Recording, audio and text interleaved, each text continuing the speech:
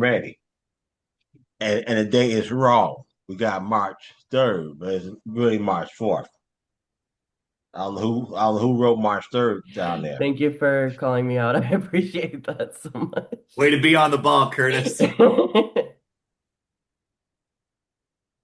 Yeah, you did that wrong.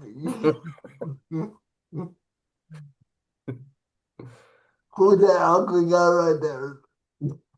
No, it's just lame. Go ahead. All right. All right. I'm gonna tell you about myself. Me, you know who I am, so you know my role here. I have wear so many hats. Oh, and I rolled up in the Chicago Public School. We were all testing the first 42 years ago in January 1984. And I'm still on the Illinois Council on Developmental Disabilities Executive Committee. I've asked to live in so many organizations. I'm the board member of Chicagoland Office Connection, and technically, we have a ghost group called the CAC Trailblazers. We're technically not me. I'm also with the North Side for Justice, the Alliance for a Steering Committee, Chicago Staff, and many others. Housekeeping. A recording will be sent out along with the notes and a link to the presentation within the next week. So you want to keep yourself muted because you have to while our presentation is talking. Please leave questions until the end of this presentation and captions available. So let's be respectful. Next slide. So here's your agenda.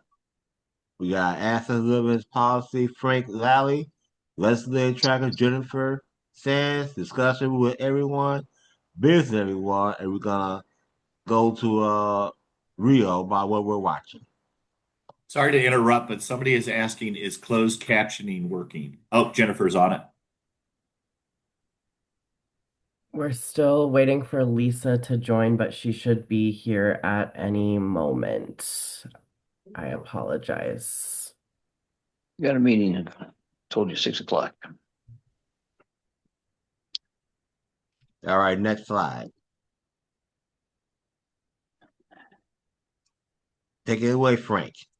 Give me that brown envelope up there, will you? The big one. Yeah. No, no. Thanks, Curtis. I'll Next just one say over. if anyone's not Yeah. Yeah. talking, if they could just mute Scott, I think we might be getting some feedback there. Um, for those who don't know me, I am a senior policy analyst at Access Living. My name's Frank Lally. I go by he, him pronouns. I do our education and voting policy at Access Living. A little bit of background on myself. I am a person with cerebral palsy. I went through the public school system with an IEP. And then when I graduated school and wanted to get into policy work, the role at Access Living opened up, which was fortunate timing for me because I wanted to advocate on behalf of students with disabilities like myself. And so I've been doing this role at Access Living for a little over 4 years. And I serve on a few represent Access Living on a few organizations or boards in Chicago. So we have one Special Education Advocacy Coalition in Chicago. And then I also serve on the Special Education Advocacy Committee that the Attorney General of Illinois coordinates. And prior to Access Living, I did civic engagement work with youth in Chicago Public Schools at the organization MICVA Challenge. If you're familiar with that, I placed high school and college students in internship opportunities in elected officials' offices. And then I also recruited high school students to serve as election judges at polling places on election day, which I don't know if anyone has ever done that, but they're long days. They're fun, but it's a lot of work to work as an election judge. So that's a little bit about myself.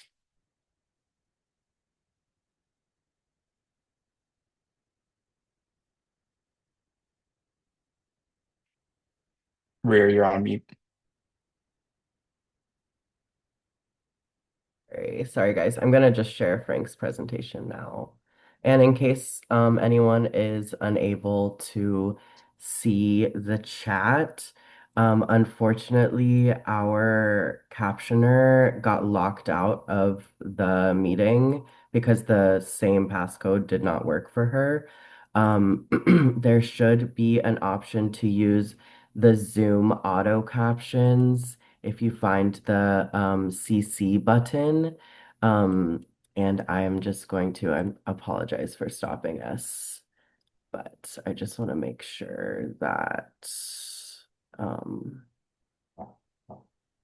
we're able to use captions.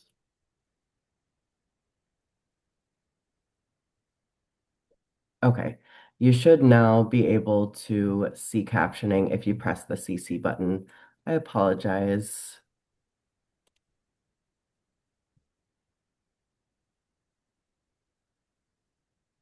Okay.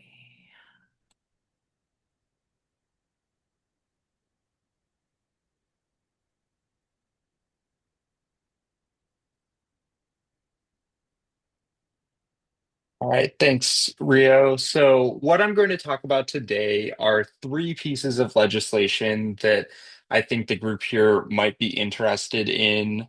And then there are more pieces of legislation that Access Living is working on. And so I can share a post about that. And if anyone has any questions about the other legislation we're championing, I would be happy to talk about it if we have time here, but it seems like we have a packed schedule. So I'll put my email in the chat and you can feel free to reach out afterwards. But we can head to the next slide. So the first piece of legislation is a plain language requirement for ballot questions. This is something you have heard me talk about if you attended the meetings in February or January. I think I mentioned it in one of the previous meetings this year. And what this does is requires the ballot questions that come often at the end of the ballot when you're voting to be written at an eighth grade reading level or lower. And why is this? I think for all of us who have voted before, we've seen ballot questions can often be very long and very confusing. And sometimes you don't know what voting yes means, what voting no means. And so at least that's been my experience in voting, and the data and the research actually supports that. On average, ballot questions are written at a graduate student reading level, and a majority of Illinois voters do not have a college degree, let alone a graduate degree. So that is not equal access to the ballot for all voters. It's kind of a universal design question where this will help voters with intellectual disabilities. This will also help all voters because at the end of the day, ballot questions are just written too confusing. And so I mentioned the core of it is no higher than an eighth grade reading level, but there are some other things like no double negatives, and no more than one passive sentence.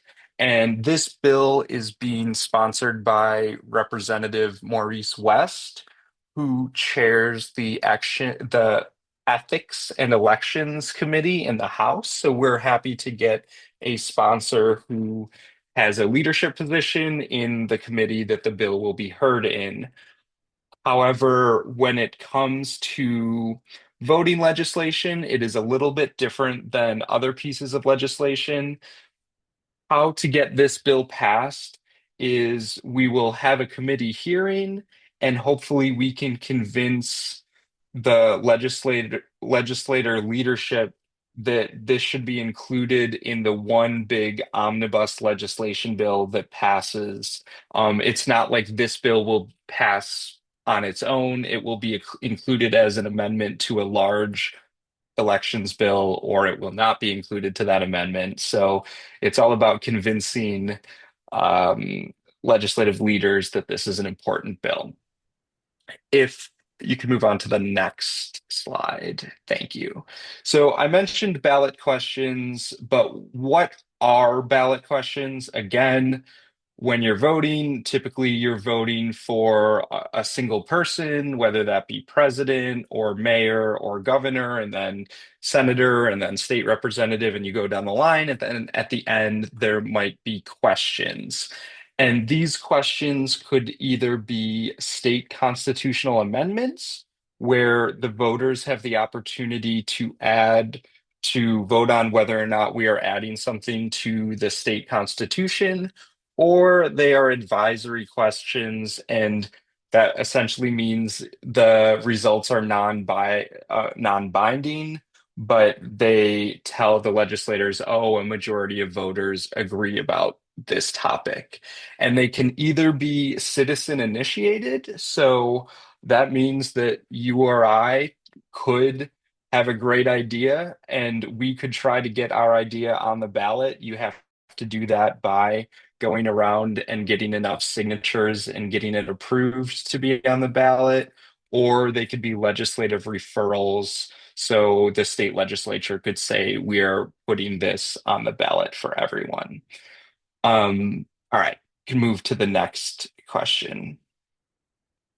Next slide, sorry.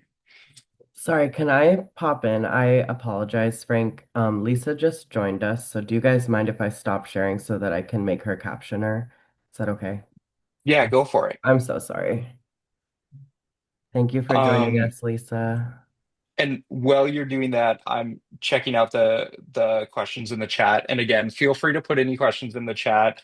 I'll probably when I stop talking, I'll try to answer them as best as possible.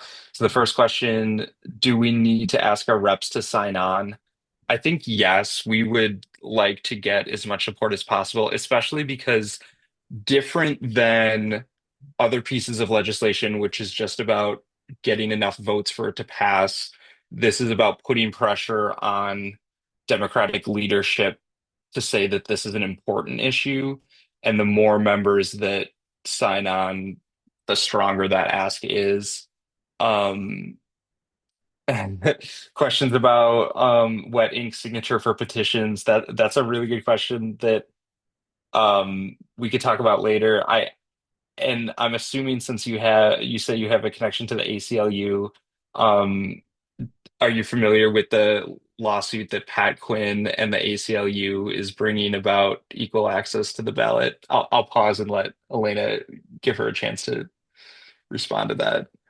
Excellent, because I'm quadriplegic and typing is slow.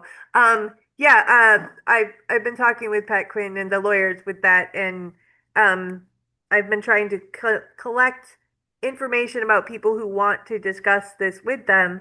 So that's why I was like, I know they have contact with RevUp, but I was just like, hey, I'm gonna flag it again because this is a huge issue, and you know, it's something that a lot of people don't think about. But when you're thinking about, like I just did I will training, and when you're thinking about trying to, get on the ballot as a person who is a quadriplegic in a manual wheelchair and you cannot access people's homes to circulate petitions and that sort of thing too, this would solve a lot of problems about access, not only for people with disabilities, but for folks like working moms and dads and stuff. So it would really level the playing field in a way that would be beautiful. So I'm a huge advocate, and I'm happy to talk about it with anybody. But anyway, I'll tell you, Okay. I'll be happy to talk to you about it. fantastic. If we can, Um, I can get your email address. That would be great. I can, I can have, I'll give it to you. I'll give it to you after the meeting that way, or as soon as Perfect. the meeting, and then we can do it. Love it. Thank you. um, Love the conversation. Relate a little bit different, but related topic. And what Elena is talking about is what I was saying, where to get ballot questions or ballot measures onto the ballot as a citizen, you need to pass petitions in what is called wet signatures, where you go around to people's houses or in a public space and you get voters to sign on to approve your measure. Well, if you are blind or paraplegic or many other things that would prevent you from going around and collecting wet signatures, that again is a lack of equal access to the voting process. But important issue, and what we're talking about today is what happens with the actual questions. All right, we can Thanks for move on. entertaining my interruption. Of course, we can move on to the next slide.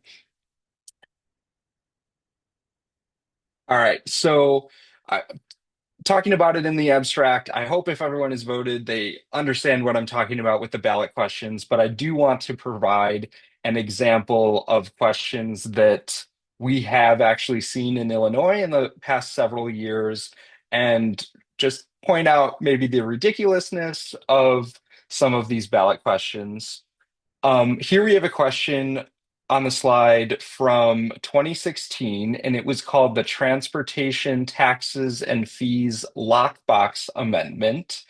And I apologize, I am not going to read this full block of text that is on the screen, but what I want to point out is there is a large portion of the text which is highlighted in yellow, and that is a single sentence that is 102 words.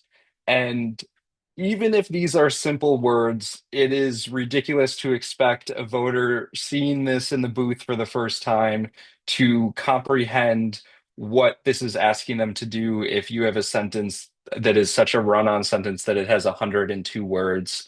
And so the bill that we are proposing would certainly change this by shortening the length of the sentences. Additionally, there is a section highlighted in red, which is an example of a double negative that can make the understanding of things a little bit more confusing, and things like that would be eliminated in our amendment or in our bill as well.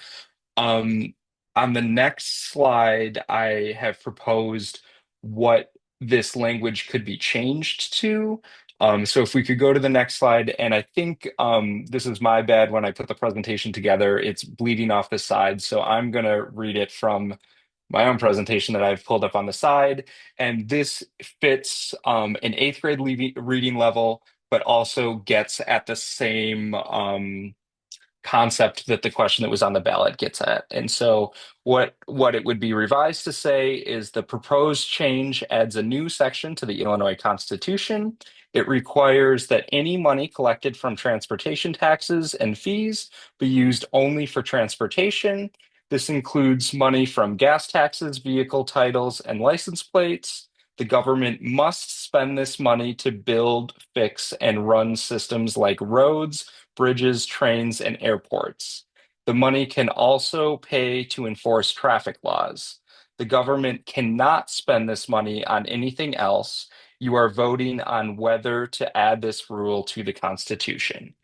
And essentially, this just gets at the key point of the amendment, which says we are creating a tax to fund specific services such as building roads and bridges, and the money that we are collecting cannot be used on anything else. An important question to give to the voters, but it's also important for voters to understand what they are actually voting on. And so this would be better than the original question because it's more shorter sentences, more direct, and avoids that legalese language.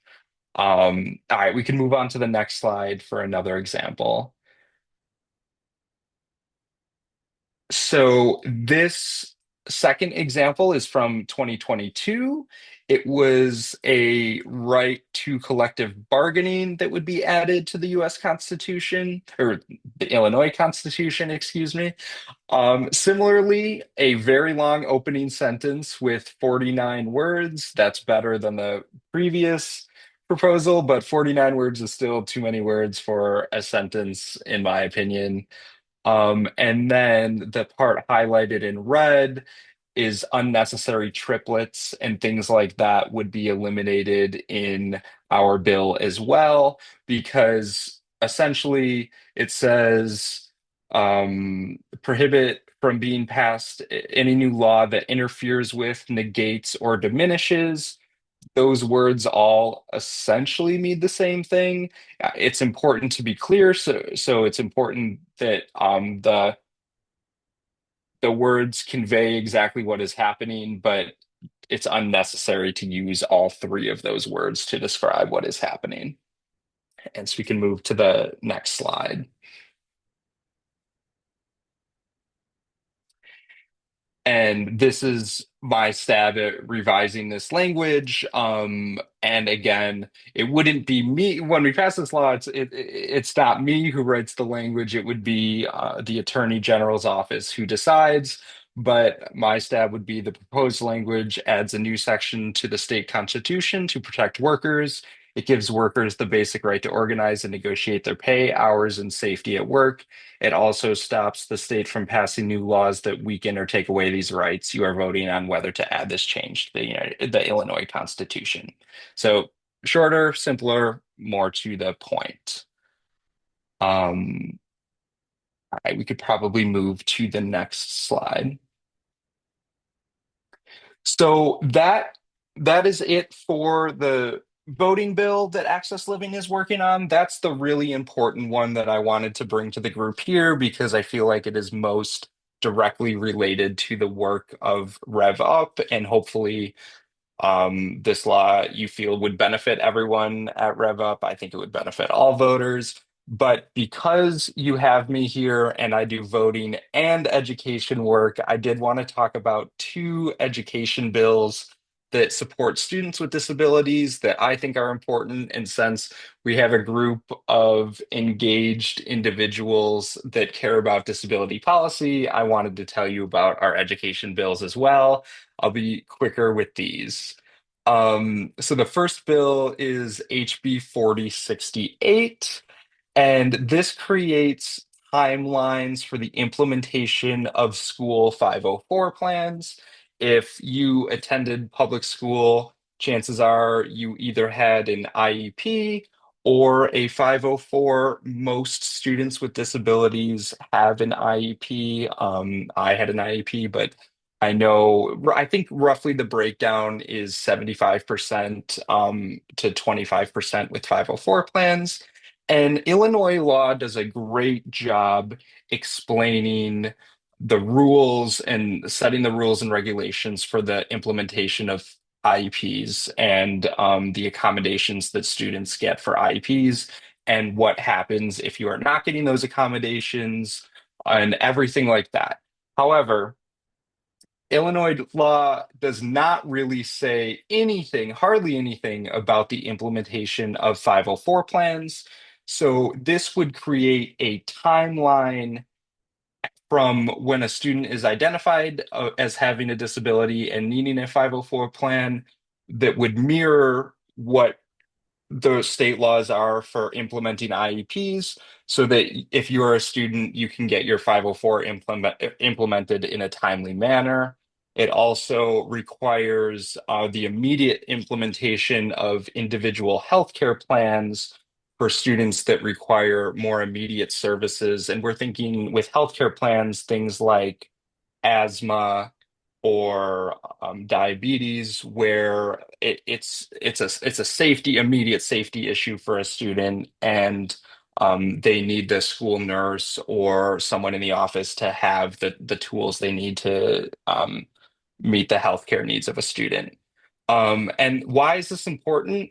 When things run smoothly, your 504 plan gets implemented in a timely manner. But as we know, we've probably all had experiences with schools where things don't always run smoothly, and you want Illinois law to have your back so that if things aren't running smoothly with your school, you have that to rely on to ensure that your plans are being implemented in a timely manner. So that's the first bill. Then the second bill on the next slide. This is more about what happens when things don't run smoothly. It is also about 504 plans in the school setting.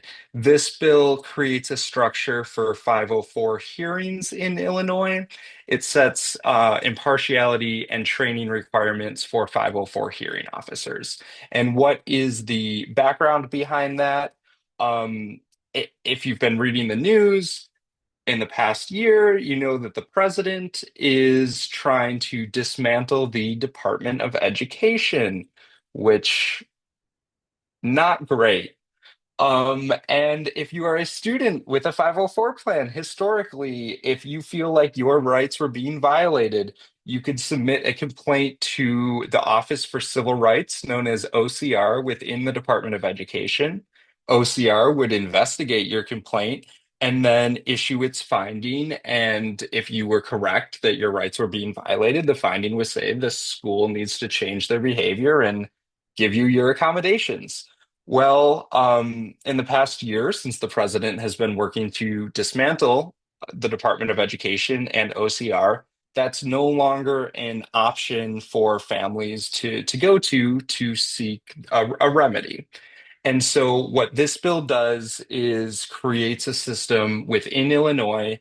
So, if you are a student with a 504 plan and your rights are being violated, you can have a impartial hearing where there's a hearing officer and you and the school district go and you talk it out and you submit your evidence for why your rights are being violated. They submit their evidence for maybe why they don't think that's the case. And then the impartial hearing officer issues their ruling, and it's an opportunity for you to get a remedy if you're a student and your rights are being violated. So we're trying to push back on changes that are happening at the federal level and think about how we can support students in Illinois. And I know that this isn't necessarily related to the core maybe goal of Rev Up, but I figured folks in here might be interested in that.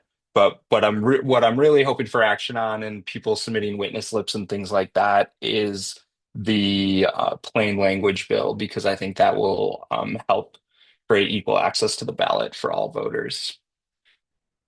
All right, that's about all I got, but I do see there's some hands. Um, I don't know if Bob or Gregory was first, so whoever, I'll let you fight it out for whoever wants to ask. Go ahead, Bob. You win. Go ahead. You're muted, Bob.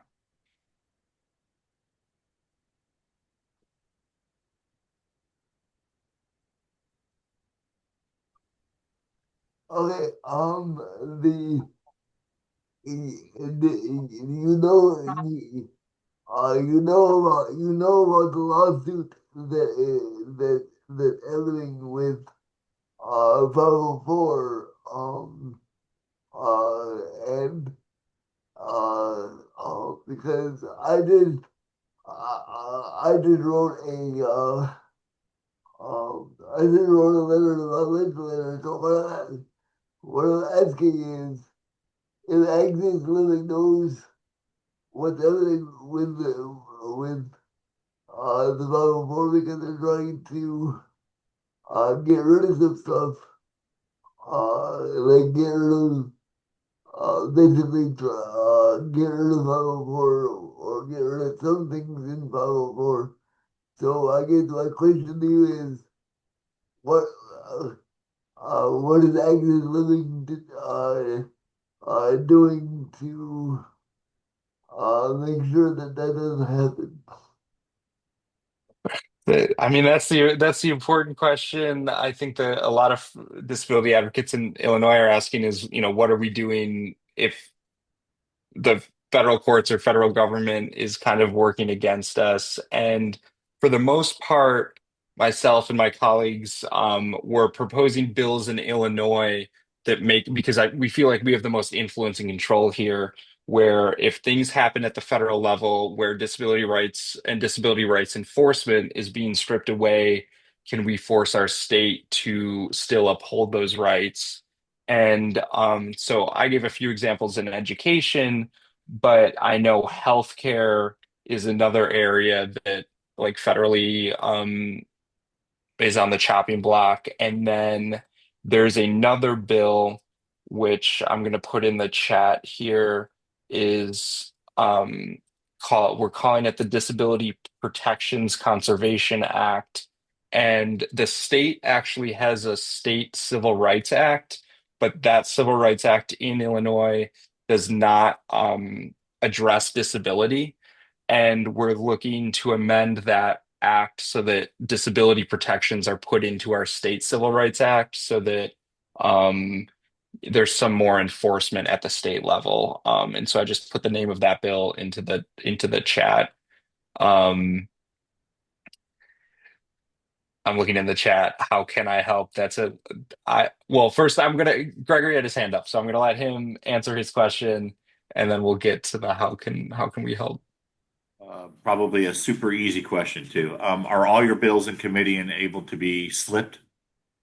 Yes. So the voting bill, plain language bill is in committee and you can slip for that one. The 504 implementation timeline bill, which was 4068, that is in committee and you can slip for that one. The 504 hearing officer impartiality bill, we're working on an amendment for it and it is not currently in committee. So no action there currently. All right, Okay, just give us a heads up when it does get into committee so that we can Of give you some course. slip. All right. All all right. right, Thank you. Thank you. Greg, this one's for you. This question's for you. Give me all the bills and give me all the slips. I'll flip for them tomorrow. We can make sure you get the numbers of those bills and stuff, Bob. Don't worry about it. I'll take care of you, my man. Okay. The general, and I don't know, Rio, do you want me to answer how can we help, or is that something that you want to just kind of talk about in general for not just my bills, but just in general? What? Yeah, so I have that as part of our later discussion, but it's a great question that I will address now and later. So, as a group, as Rev Up Illinois, we do have to wait for the policy committee at the board of the Arc of Illinois to give us an official position. So once I am able to sign on as Rev Up as a whole, then we will be able to do that like as a group. But individually, you guys obviously are welcome to go ahead and start submitting witness slips in support of the pieces of legislation that we bring up. And especially Frank's bills, I am very, very supportive of both of these bills, and I would recommend all of us are. I think especially the plain language voting, but also the IEP, or sorry, 504 implementation bills are really, really important. And I would suggest that you guys support if you feel inclined to do so. Frank, has Phil missed working with you on any of those? Yeah, so Phil's So that's what I working thought. he's working with us on the education ones. I don't know if you know Dave Lewitsky at all, but I do. I would say I'm the person for the plain language bill, but Dave is also read Got it. into it. Phil is not. Okay. Jennifer, I see you have your hand up. Yes, thank you. I have a question about when Greg asked if they were all in committee and with like slippable. What I've been seeing is there needs to be a hearing date set before we can do the witness slips. And I just went through all of these bills and I haven't seen committee here. I haven't Yeah. seen a hearing set. So is there another way to do a witness slip? No, that's a good point. So the plain language bill, there was a hearing last week. It wasn't called, and so the slips were open at that time. And I'm assuming now, since that hearing had already happened, it might have been 2 weeks ago. But no, you're right. I need to backtrack on that. I don't have the date of when the next education hearing is or when the bill will be called for that. So I guess wait until we send out like the action alert for it. You're right. Thank you. I'm going to be talking about some bills next, and I thought I better make sure I know what No, I'm yeah, no, talking about. you were right. Because the voting bill, there was a hearing and it could have been called. It was open at one point, but no, you're completely right. All right. Well, thank you for that. Okay, I wanna go ahead and move on because it's already 6:42. So Jennifer, do you want to share your screen or do you want me to share? You're muted. How about a few shares Okay, since sounds good. I've had some system Yeah, issues this it's evening. okay. All of us are having technical difficulties. I've disappeared once already, so if I go away, Rio is gonna take over. All right.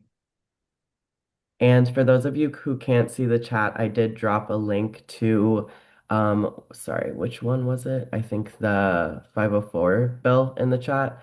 But I will send all of the links out by the end of this week.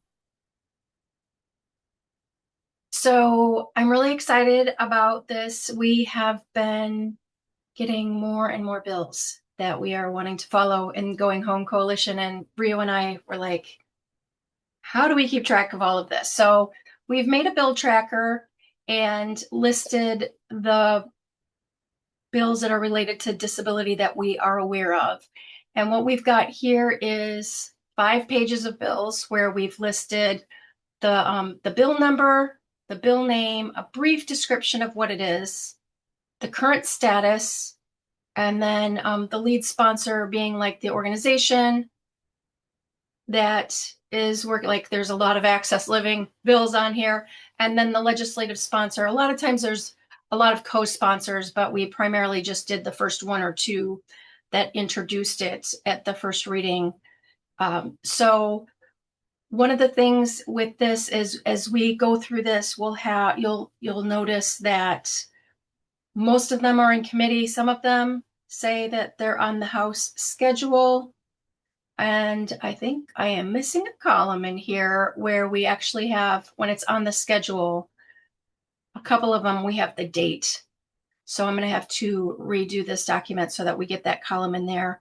So you know what date that it's going to be on. Because once we've got as we were just talking about with Frank, when we have a committee hearing, once we know when that hearing gets set and Access Living and different organizations let us know, that's when we can go in and do a witness slip up until an hour before that committee hearing. So that's a great time to hop on for some action. And then after that, you can follow up by reaching out to your representatives and letting them know how you feel about the bills, whether you want them to vote yes or no on it. And that's a good time to know when they're going back on the floor for discussion. So after it gets out of committee, there'll be a second time it goes on the floor where they'll vote to keep it going or not. And then there'll be a third time where they'll do a full vote. So we have this, and this is something that we're able to share. But one of the things that we wanted to do, and it's got the bill numbers on there, so you have a handy reference to go and look them up on the Illinois General Assembly website.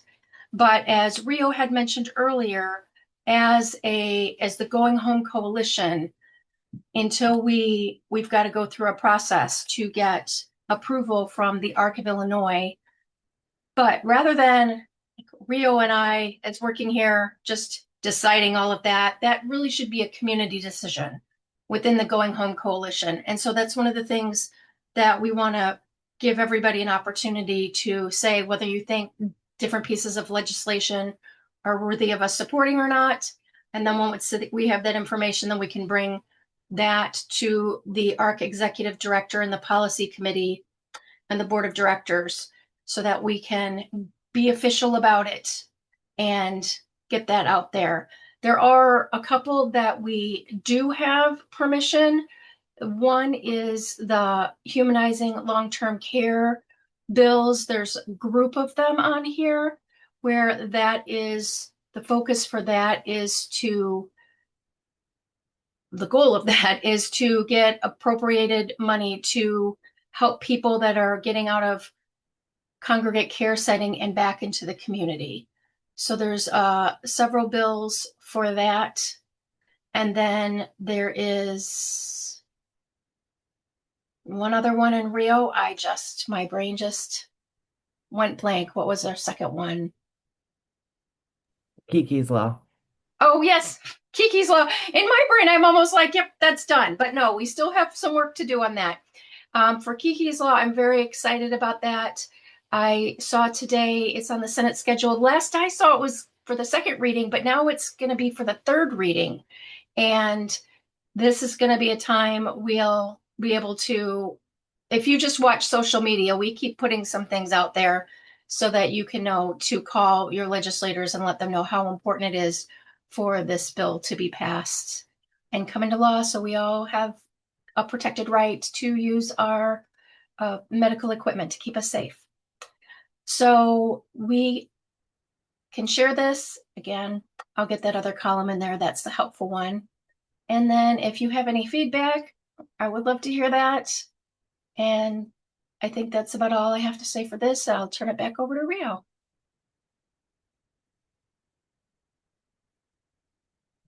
Thank you. Does anyone have any feedback for Jennifer, especially regarding like accessibility of this tracker? Is it legible? Is it easy to understand? Should we change something? I think it looks very easy to understand. I just would like access to it so I can follow it. Of But course. yeah, I think it looks brilliant. Great. We will do some fine tuning and then we'll send it out as soon as we are able to. For anybody that uses screen readers, I use them a lot, but I haven't used it for this one. So if your screen reader is not happy with this, let me know.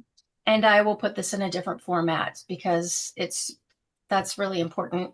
I tried to get out all of the all caps and things so that we don't have to hear all those one by one, but anything on that too would be really great information.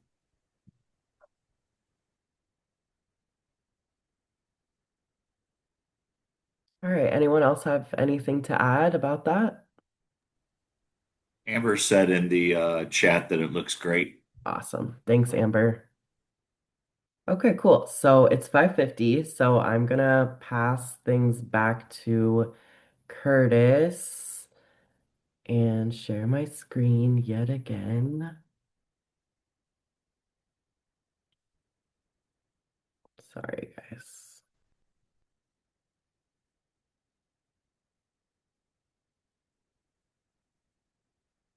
Oh no.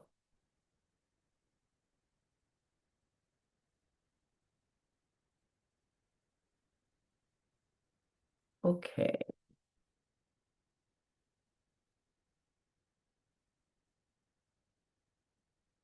So, like I said before, after deciding as a group whether we think a bill is worth supporting or opposing, our team will bring our suggestions to the ARC Executive Director and the Policy Committee of the Board of Directors, and they will ultimately decide the ARC's position as a whole, and then we are able to sign on as Rev Up or as Going Home Coalition.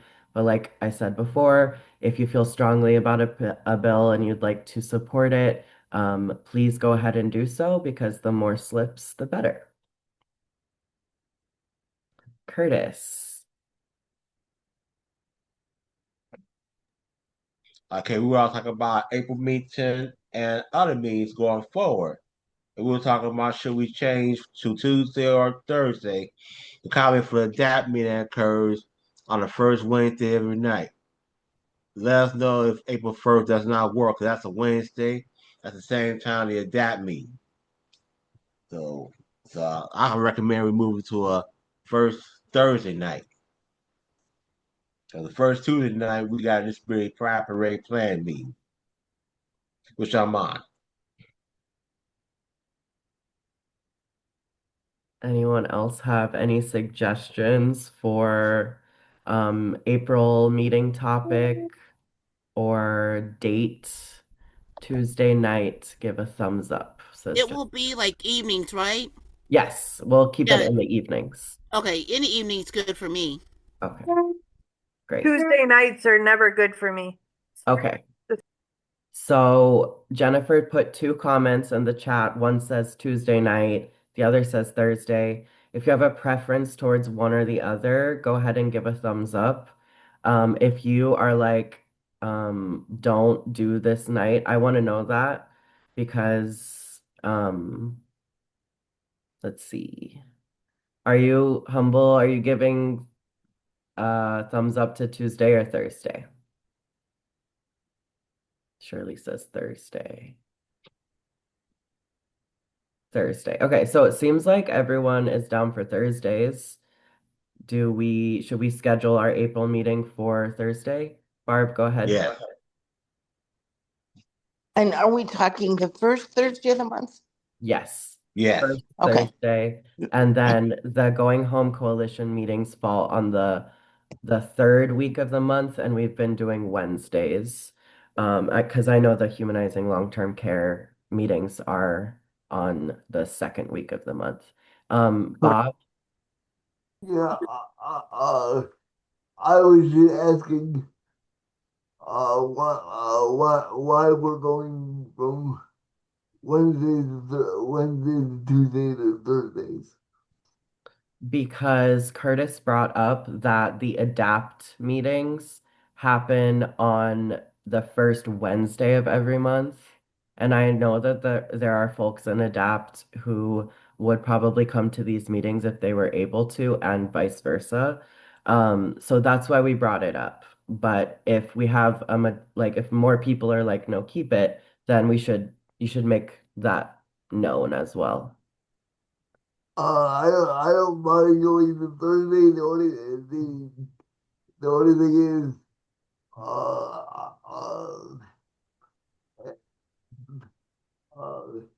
and I'll let Barb help me with this. When is the when is when is the long-term care meeting? They're usually Wednesdays or Mondays. Wednesdays. Second Wednesday. And problem with Thursday is I have to leave early unless I go to church and watch webinar and then go to Bible study. But it's only take Bible study weekly from September through end of April and May for that quarter, for that semester anyway. Okay, then I say that then I say that if long-term care meetings aren't until uh, I would say Thursdays are good. For me too. I'm just trying to spread the schedule out so it's not so, um, because I would like to, uh, keep making the long term, care meetings. However, Rio, you said that we're gonna start, putting the meetings together. That's just for next week, so we're gonna talk about that. I'm gonna bring that up in just a bit. So it seems like Thursday is what everyone is saying. That would be Thursdays at 6 p.m. from 6 to 7. So if you feel strongly against that, go ahead and send me an email or send me a direct message so that I can make a note of it. But it seems like everyone is cool with moving to Thursdays. Um, and yeah, so I guess that will be April 2nd, and I will send out a reminder to everyone. And we only have 4 minutes, so I'm going to go ahead and move forward.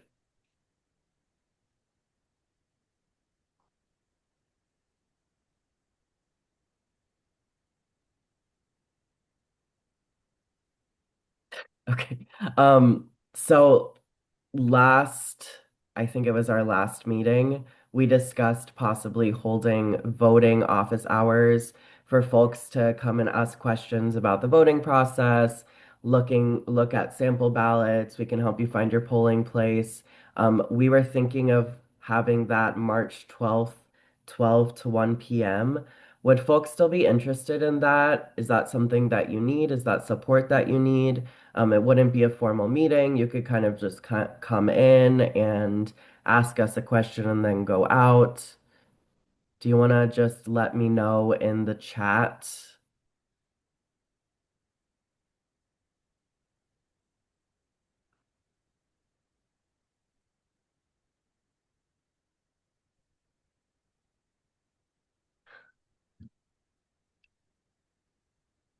No one feels strongly about it. Well, I'll just say this. Jennifer dropped our information in the chat. If you feel like you're not super confident about voting, you can send us an email and we will set up a time to make sure that you have all of the answers to your questions. And then I just want to jump into this really quickly. Last time we brought up that the governor's budget address was happening on February 18th. That did occur. And afterwards, we had a great meeting with our executive director, who gave us a debrief about how the budget proposal is going to affect the IDD community. So I've included links to read the debrief and watch the debrief on YouTube. And Jennifer just dropped those in the chat, and I will also send those out later. Just so we can all be aware of how the budget proposal will affect us. Um, the next step is for legislatures to decide on a budget. So we'll definitely need to kind of jump into action on several things that will affect our communities to let our legislators know that we either support or oppose different parts of the budget. So we'll be sharing that information as it comes up. And also, I wanted to bring up the SAVE Act. As many of you are aware, the SAVE Act did pass the House. The SAVE Act, or HR 22, is a federal bill, and it would require documentation that shows proof of citizenship, like a passport or a birth certificate, to register to vote in federal elections. It would also implement photo ID requirements. 50% of Americans do not have a passport. Many people do not have access to their birth certificates. So this is going to be, it's going to have a huge effect on our country and people's ability to vote in elections. I've included a link to the bill language on congress.gov if you're interested. Um, as far as I was aware, the bill was supposed to be brought to the floor last week, but it was not. So as soon as I find something out, or if someone else knows when there will be a Senate vote, Jennifer. I have on our list, but I'll go ahead and get the numbers in here.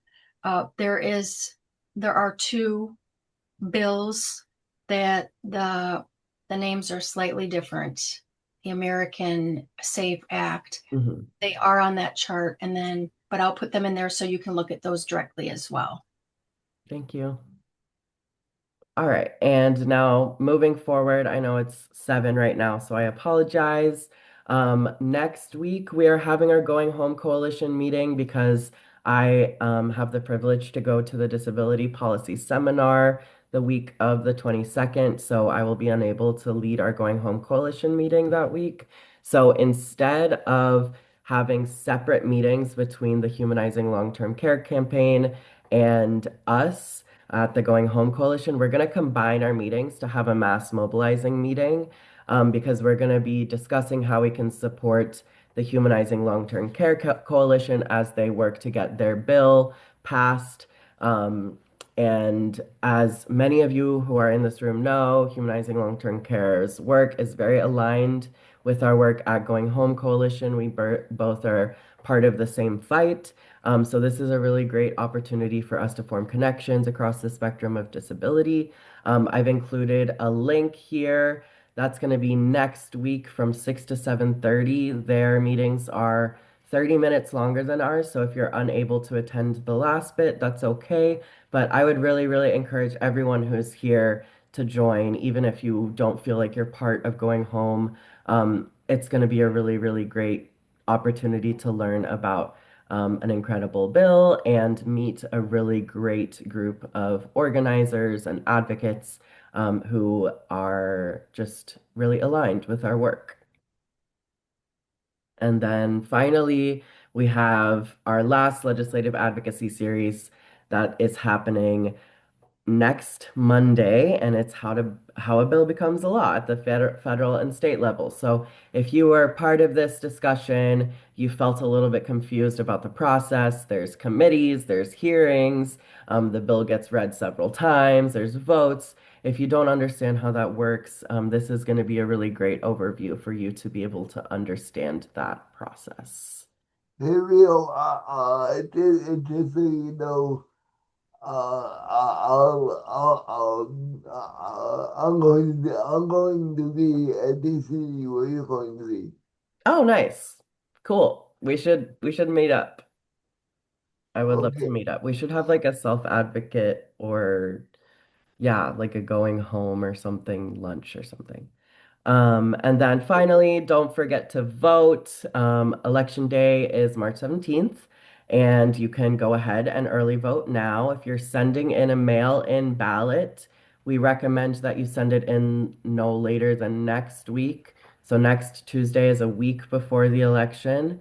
And as some of you all know, the postmark rules have changed. So now, instead of being able to send to drop your ballot, your mail-in ballot in the mail the same day as the election, and it get processed that same day, there is going to be a different processing date. It's basically after it travels to a facility, blah, blah, blah. So to ensure that your vote gets counted, we recommend that you go ahead and send in your mail-in ballots as soon as possible. And if you are not registered to vote, you can do so in person. It's too late to do so online. Bring two forms of ID, one with a mailing address. And then I've included a link here to find your polling place. And I think Jennifer is going to drop it in the chat. Thank you guys so much for coming. I apologize for all of the technological issues, but it was a really great conversation. And thank you so much, Frank, for joining us. And I already